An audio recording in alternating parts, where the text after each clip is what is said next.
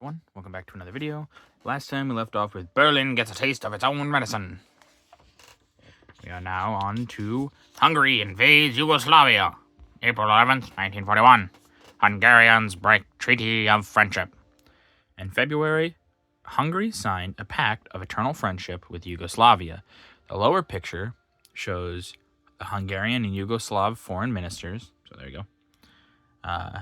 MM Berdossi left, so assuming that guy, and Sinkar Markovic, that guy,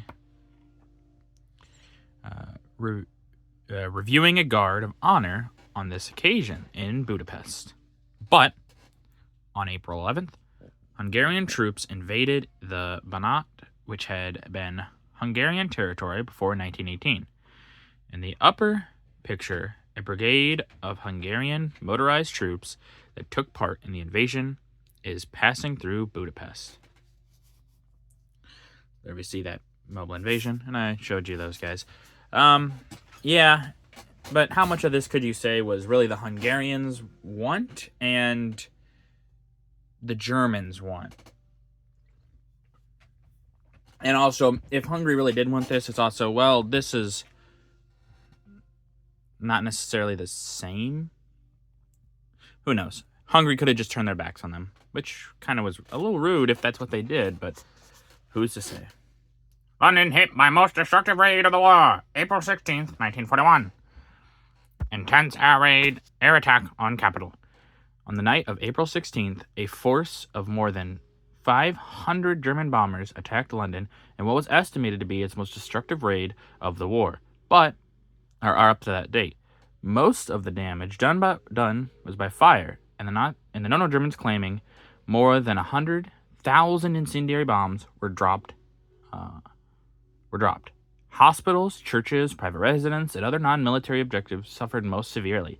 This photograph of a blazing building in the heart of the city was taken at the height of the Blitz. Yeah, and this is because of that previous raid, which, it's kind of just petty at this point, but yeah, they attack all these residences and things like that because, well, you attacked us, so now we have to bomb you into non-existence. Churches in London and other cities destroyed in April raids. April 16th to 19th, 1941. Heavy night raids destroy more churches. Churches were among the principal sufferers in the heavy raid on London of April 16th, and almost equally heavy raid 3 nights later. These raids were announced in Germany as reprisals from the successful RAF raids on Berlin on the night of April 9th to 10th. In the attack of the 16th, 6 enemy bombers were shot down, 3 by AA fire and 3 by night fighters, bringing the months total to 65 and the years to 142. Widespread raids over provincial towns also took place during April, especially at Belfast on the 15th and Portsmouth on the 17th. The pictures show top left St. Mildred's, Bread Street. So there's St. Mildred's, and I'm just going to read these to you, and we're going to point to them as we go. Bread Street, London. A Wren Church, which has been called a miniature essay for St. Paul's. Center, a Belfast Presbyterian church. Right, the gutted shell of St. Clement Danes, one of Wren's greatest creations. Its charred and barren walls still standing on its island site in the Strand roadway. This famous church had been damaged in previous raids. That's all it says. And bottom left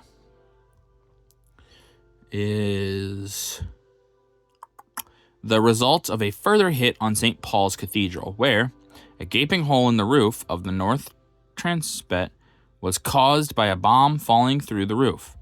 Several incendiary bombs fell on the roof, but were quickly extinguished. Center.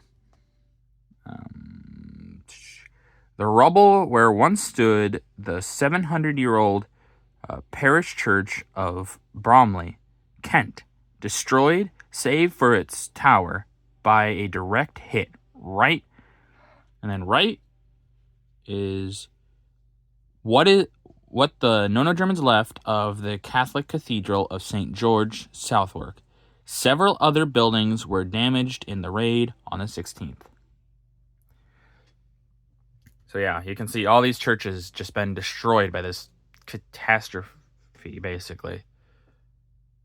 And they would target churches because the idea would be some people would hide in there. So there we go. It's an easy place to do that. But it also can break morale. Think about it. The church, very important to many of these people. So if you destroy it, there you go.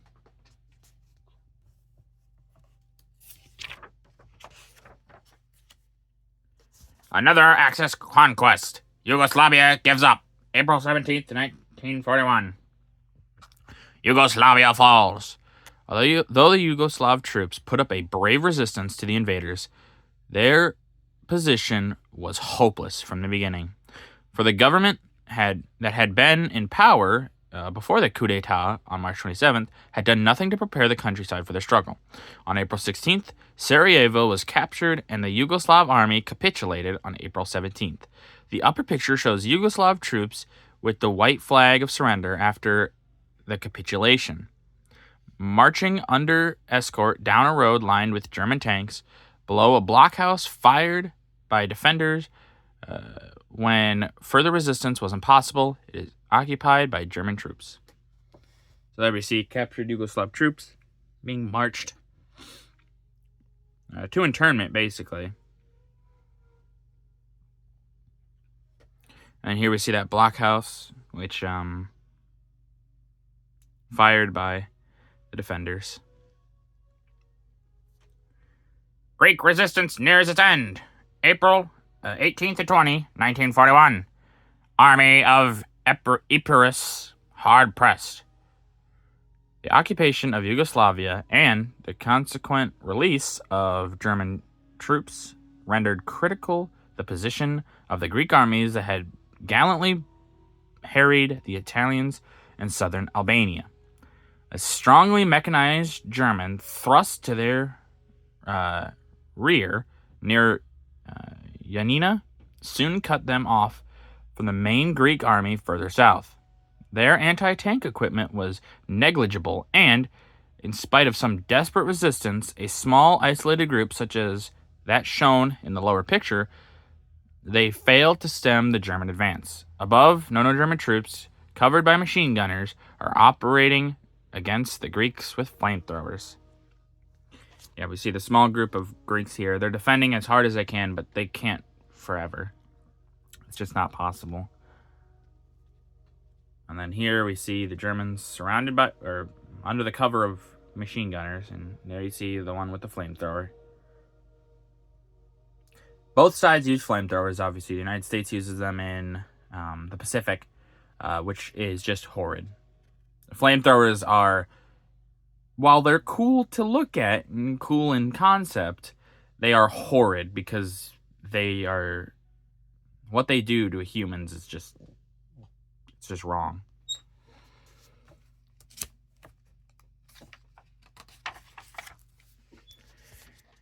German armies joined forces with the Italians in Albania. April 21st, 1941. Epirus forces surrounded. The German advanced from Monastir, besides separating the Greeks in Epirus from their comrades to the south, enabled the German and Italian troops to join forces. The pictures show an Italian artilleryman firing a medium gun at the crumpling Greek concentrations behind the front line in Albania, shortly before the Greek army was forced to surrender to the combined Axis forces. And there we see that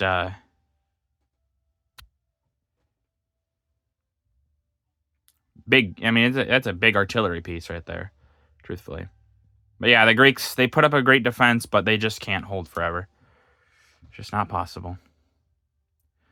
All right, well, that's going to do it for this video. If you guys liked the video, leave a like. If you didn't, leave a comment. Tell me what I can improve on. I always appreciate your feedback. And as always, subscribe. It really helps out the channel. You guys are invaluable to this channel, really. Thank you.